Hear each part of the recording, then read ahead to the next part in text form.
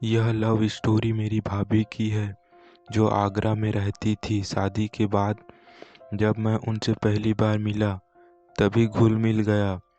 तब उन्होंने मुझे अपनी लव स्टोरी के बारे में बताया।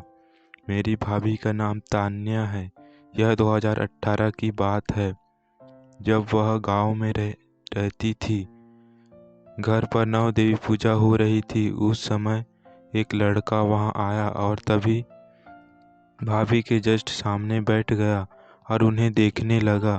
भाभी को पहले तो वो लड़का बहुत गलत लगा, फिर उसने भाभी को बहुत ज़्यादा देखना शुरू कर दिया।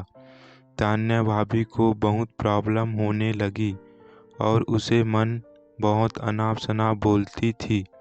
एक दिन जैसे ही वो भाभी के पास आया, भाभी ने एक जोर का थप्पड़ उसके गाल पर जड़ दिया। वो बहुत डर गया और उस लड़के ने भाभी को देखना बंद कर दिया। वो लड़का उन्हें अब परेशान नहीं कर रहा था। उसने उनकी गली में आना भी बंद कर दिया था। तभी भाभी को बहुत परेशानी होने लगी क्योंकि वो उसके लड़के के परेशान करने की आदी हो गई थी। अब उसे याद करने लगी पर वो लड़का उन्हें कहीं नहीं दिखा। उस दिन भाभी की छोटी बहन का जन्मदिन था। सभी मस्ती कर रहे थे। भाभी भी ऑलमोस्ट उसे बुलाने वाली थी, लेकिन उसी दिन वो लड़का फिर आ गया और आते ही उसने भाभी को ही कहा। इस बार भाभी ने कुछ नहीं बोलते हुए उसे ही का जवाब दिया। इसी से वो लड़का समझ गया कि कुछ तो बात है। फिर भाभी के भैया आए और बोले, अरे अमन, तू यहाँ क्या कर रहा है? चल थोड़ी बर्थडे में हेल्प कर। तो वो लड़का हेल्प करने लगा। हाँ, एक लाइट लेके घर पर चढ़ गया। मेरी भाभी ने उससे कहा, गिर जाओगे? तो उसने कहा, तुम हो तो सही मुझे संभालने के लिए।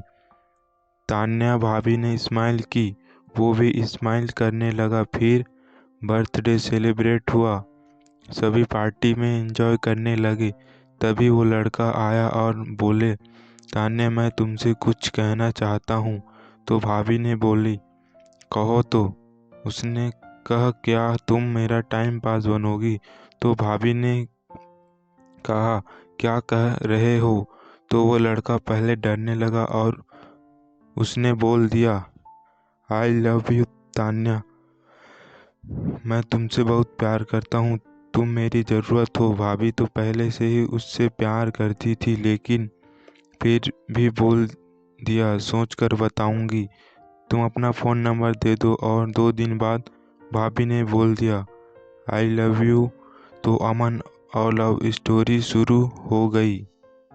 आफ्टर 6 मंथ भाभी की शादी तय हो गई और वो लड़का दोनों अलग हो गए।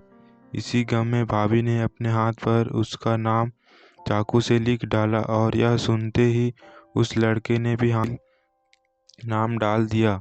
शादी वाले दिन वो लड़का बहुत रोया और 3 दिन तक रोता रहा। फिर भाभी ने उससे मेरे फ़ोन से कॉल की और कहा, तुम मेरे देवर के दोस्त बनकर मुझसे मिलो, मैं तुमसे मिलना चाहती हूँ। और वो आ गया और मौका देखकर मैंने उन दोनों को मिलाया।